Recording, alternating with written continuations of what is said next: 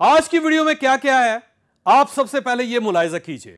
Extra marital relation से जिस्म में एक खौफनाक केमिकल पैदा हो जाता है। एहसास गुनाह आपको कैंसर में मुब्तला कर देता है। नाजायज अज़दवाजी ताल्लुकात ने डॉक्टर का क्या हशर किया। आप इस गुनाह से कैसे बच सकते हैं, हमारी आज की वीडियो आपको बताएगी। मैं हूं जावेद चौधरी और आप देख रहे हैं अपना यूट्यूब चैनल माइंड चेंजर।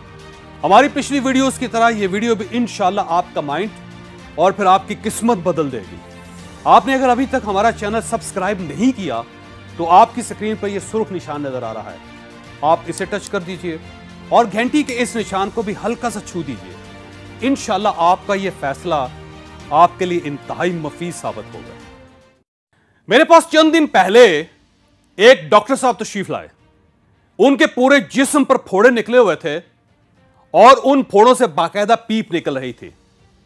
उन्होंने अपने चेहरे पर पाउडर के छोटे छोटे पैचेस लगा रखे थे और हाथों की बदसूरती छुपाने के लिए दस्ताने पहन रखे थे। मैं उन्हें देखकर डर गया, लेकिन जाहिर है मैंने उन्हें वक्त दे रखा था और वो दूर से भी तशरीफ लाए थे। चुनांचे मैं उनके सामने बैठ गया। डॉक्टर साहब की कहानी आज की इस वीडियो का मुहर्रक है और यह उन तमाम लोगों के लिए है जो एक्स्ट्रा मैरिटल रिलेशन जैसे गुनाह का शिकार है। मैं बात आगे बढ़ाने से पहले आपको एक्स्ट्रा मैरिटल रिलेशंस के बारे में भी बताता चलूं। उर्दू में इस किस्म के रिलेशनशिप्स को नाजायज इज़्दवाजी तल्लुकात कहते हैं।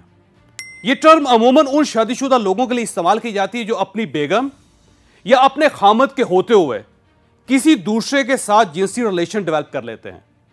इस नौयत के रिलेशंस तमाम मज़ाहिब और तमाम माशरों में नाजायज और काबिल सजा हैं। डॉक्टर साहब भी इस इल्लत का शिकार थे और यह बिलाखिर खौफनाक अंजाम का शिकार हो गए।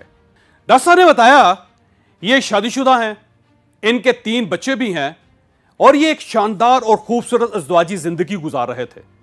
लेकिन फिर एक दिन ये भटक गए। ये एक नर्स के साथ रिलेशनशिप में आ गए। नर्स और डॉक्टर दोनों शादीशुदा थे। इनका नाजायज रिलेशन 2-3 साल तक चलता रहा और इस दौरान किसी को कानो कान खबर ना हुई। लेकिन फिर अचानक एक रोज डॉक्टर साहब के जिस्म पर दाने निकलना शुरू हो गए। ये क्योंकि डॉक्टर थे, लिहाजा इन्होंने खुद अपना इलाज स्टार्ट कर दिया। ये शुरू में एंटीबायोटिक लेते रहे, दाने वक्ती तौर पर रुक गए, लेकिन ये चंद माह बाद ज्यादा शिद्दत के साथ दोबारा जाहिर हो गए। डॉक्टर साहब ने दवा की डोज बढ़ा दी, दाने रुके, लेकिन रुकने के बाद ज्यादा शिद्दत से पूरे जिस्म पर आ गए। ये डर गए और इन्होंने बाकायदा डर्मेटोलॉजिस्ट से इलाज शुरू करवा दिया। लेकिन ये जो इलाज करवाते गए, इनका मर्ज बढ़ता रहा, यहां तक कि छोटे छोटे दाने बड़े बड़े फोड़ों में तब्दील हो गए और उनमें पीप पड़ना शुरू हो गई। ये डर्मेटोलॉजिस्ट और दवाएं बदलते चले गए, लेकिन मर्ज बढ़ता चला गया, यहां तक कि इनका पूरा जिस्म फोड़ों से भर गया।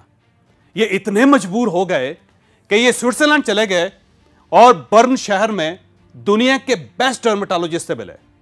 यहां से कहानी ने टर्न ले लिया। डर्मेटोलॉजिस्ट से इन्हें मिलते ही फौरन कहा कि ये फोड़े एक्स्ट्रा मैरिटल रिलेशनशिप का रिएक्शन है। डॉक्टर साहब ये सुनकर हैरान हो गए। क्यों? क्योंकि ये ऑब्जर्वेशन मेडिकल साइंस के दायरे से बाहर थी। डॉक्टर साहब ने डर्मेटोलॉजिस्ट से पूछा कि आप ये ऑब्जर्वेशन मेडिकल के किस कानून के तहत दे रहे हैं? स्विस डर्मेटोलॉजिस्ट ने हंसकर जवाब दिया, यह मैं अपने जाती तजर्बे की बुनियाद पर बता रहा हूं। मैंने इस नौयत के सैकड़ों केस देखे हैं।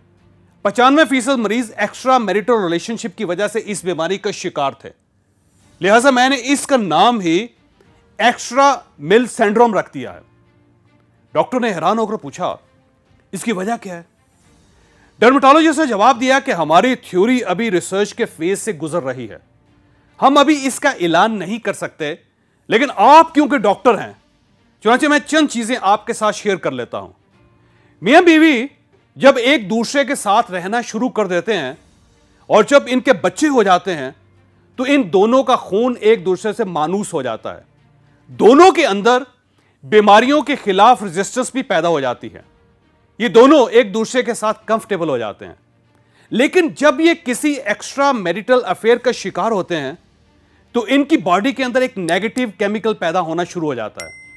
यह केमिकल क्यों पैदा होता है, इस पर अभी तक रिसर्च जारी है, लेकिन मेरा ख्याल यह है कि यह केमिकल एहसास गुनाह या गिल्ट की पैदावार होता है। नाजायज ताल्लुक जितना तवील होता जाता है, नेगेटिव केमिकल की मिकदार भी उतनी ही ज्यादा बढ़ती चली जाती है और यह आहिस्ता आहिस्ता इंसान को बीमार करता जाता है। यह बीमारी दो जगहों पर जाहिर होती है। यह जिस्म के बैरूनी हिस्से पर फोड़ों या फिर फंगस की शक्ल में नजर आती है, या फिर यह जिस्म के अंदरूनी हिस्से को कैंसर की शक्ल में मुतासर करती चली जाती है। यह मरीज का मैदा, बड़ी आंत, लीवर, गुर्दे या प्रोस्टेट उड़ा देती है। डर्मेटोलॉजिस्ट ने कहा, मैं अब तक आप जैसे सैकड़ों मरीज देख चुका हूं, लिहाजा मैं वजह फौरन पहचान जाता हूं। डॉक्टर साहब के बकौल मैंने उससे इस बीमारी का इलाज पूछा तो उसने जवाब दिया कि यह बीमारी यहूदियों के एक फिरके और आप मुसलमानों में बहुत ज्यादा है।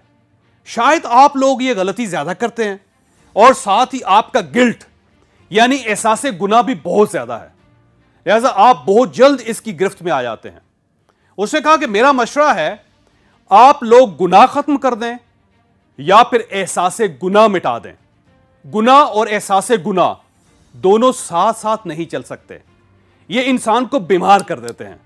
दूसरा, आप लोग डबल रिलेशन के बजाय सिंगल रिलेशन में रहें, अल्लाह का शुक्र अदा करें और सेहतमंद जिंदगी गुजारें।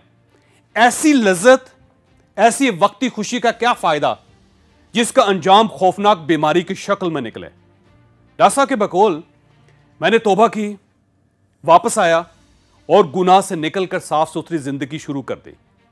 डॉक्टर का यह कहना था कि आप ये जानकर हैरान होंगे, मेरे फोड़े अब सूखना शुरू हो गए हैं।